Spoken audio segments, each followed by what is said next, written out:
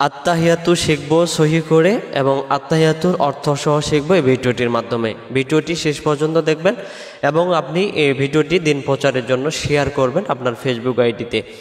চলুন আমরা এই ভিডিওটি আমরা দেখি এবং পড়ি।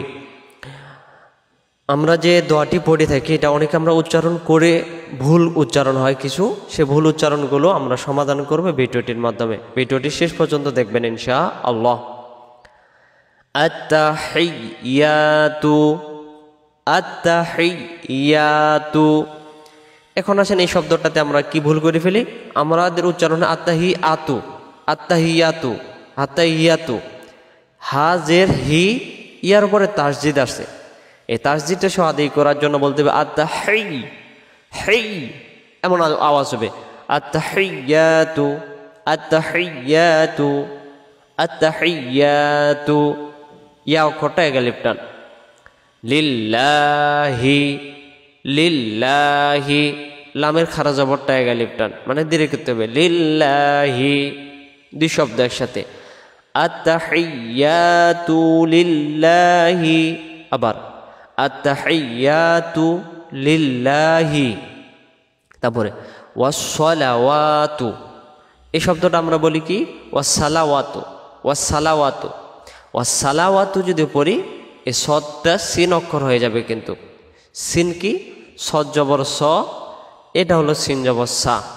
তখন এই সদ অক্ষরটা বাদ গিয়ে আমাদের উচ্চারণ হবে ওয়াসা, মানে এইটা হবে। যেমন নামাজের ভিতরে আসসালামু বলি না, তখন এই সিন জবর সা সদ জবর স হবে। ওয়াসসালাওয়াতু ওয়াত-তাইয়্যিবাতু, এই শব্দটা লক্ষ্য করেন।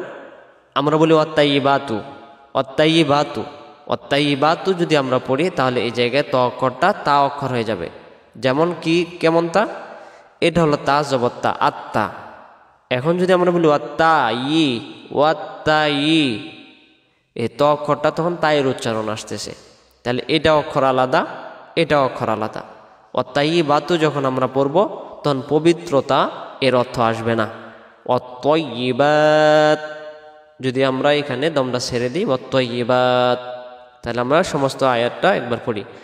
আত্তাহিয়াতু লিল্লাহি ওয়াসসালাওয়াতু ওয়াত-তাইয়্যিবাত। আর যদি একবারে পড়তে চাই তখন আমরা বলবো আত-তাইয়্যিবাতু আসসালামু আলাইকা, তাহলে আপনারা দুইভাবে পড়তে পারবেন। এখন এটার অর্থ আমরা জানি।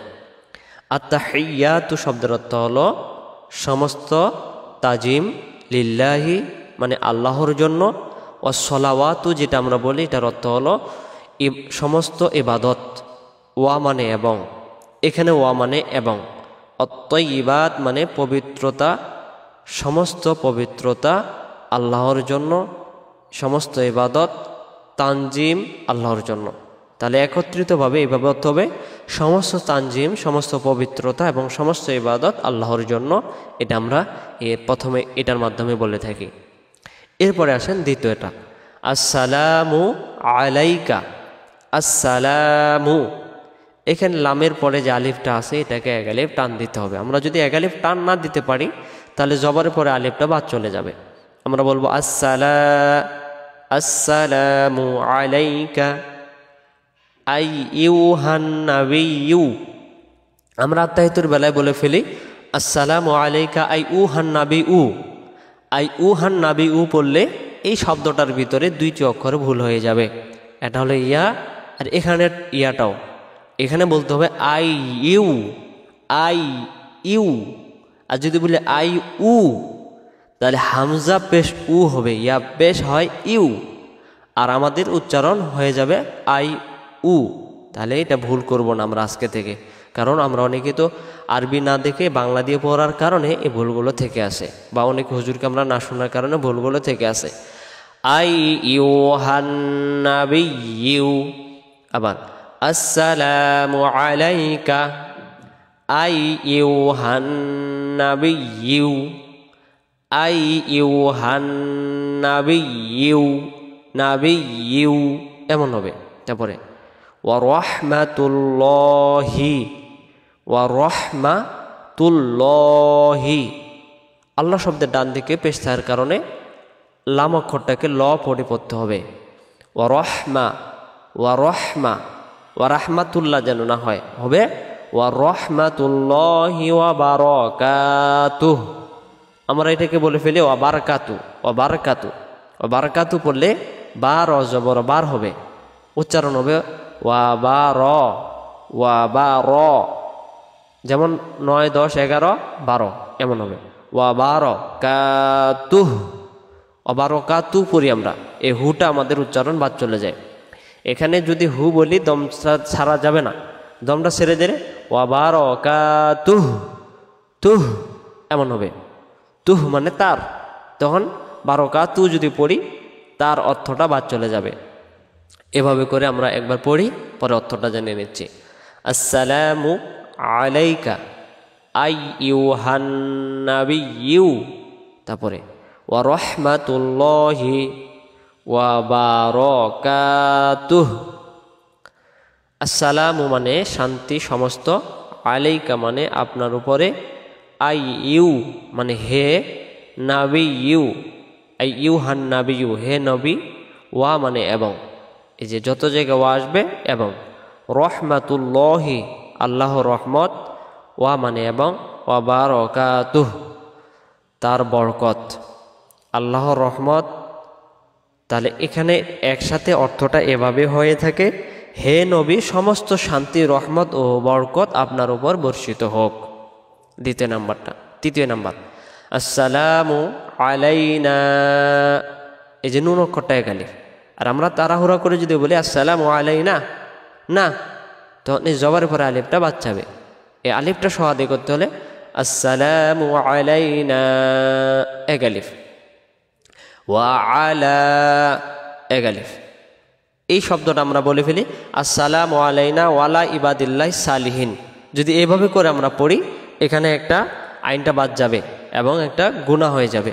সালিহিন পড়লে সদক্ষরের জায়গায় সিন অক্ষর যুক্ত হবে। তাহলে এটাকে আমরা বলবো আসসালামু আলাইনা ওয়া আলা, আর আমরা বলে ফেলি ওয়ালা, ওয়ালা, ওয়ালা, ওয়ালা যদি পড়ি ওয়া জবর ওয়া, লাম জবর লা, ওয়ালা, আইন অক্ষরটা কি বাদ চলে গেল।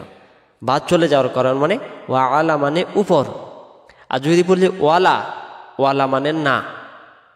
তাহলে এখানে বলা হয়েছে যে শান্তি বর্ষিত হোক আমাদের উপর এবং সমস্ত নেককার বান্দাদের উপর।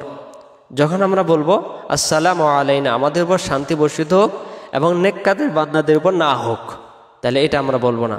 আসসালামু আলাইনা ওয়া আলা, ওয়া আলা মানে উপরে, ইবাদিল্লাহিস আল্লাহর বান্দার, সলিহিন নেককার বা সৎ, সলিহিন শব্দের অর্থ হলো নেককার বা সৎ। তাহলে এটাকে আমরা সালিহিন পড়ব না, উচ্চারণ করব কি আমরা সলিহিন, আবার হিন টান দিব। আর যদি বলে সলিহিন হিন, তখন ইয়া অক্ষরটাও বাদ চলে যাবে। তাহলে ভিডিওটি দেখেন কত গুরুত্বপূর্ণ।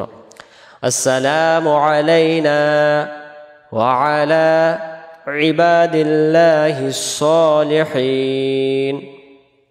তারপরে আশহাদু, এই শব্দটা আমরা অনেকে বলে ফেলি কি আশাদু। এখন যদি আমরা এই শব্দটাকে আশাদু আশাদু পড়ি, তাহলে দেখেন কি ভুল হয়ে যাবে, আশাদু শিন অক্ষরটাতে জবর হয়ে যাবে। আশহাদু আল্লাহ, আশহাদু আল্লাহ ইলাহা ইল্লাল্লাহু, ইল্লাল্লাহ হবে এটা। ওয়া আশহাদু, ওয়া আশহাদু আন্না, আন্না গুণা হবে মুহাম্মাদান, মুহাম্মাদান, মুহাম্মাদান না মু, মু মিম পেশ মু। আর যদি মুহাম্মাদান পড়ি তাহলে মিম পেশ ম হয়, ম না মু হবে, ময় রুসুকার মু।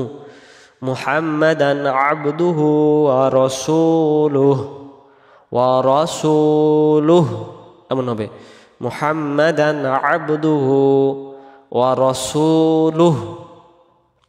আশহাদু মানে আমি সাক্ষ্য দিচ্ছি, আল্লাহ মানে আল্লাহ, ইলাহা ইল্লাল্লাহ আল্লাহ ব্যতীত কোনো উপাস্য নেই, ওয়া মানে এবং বা আরো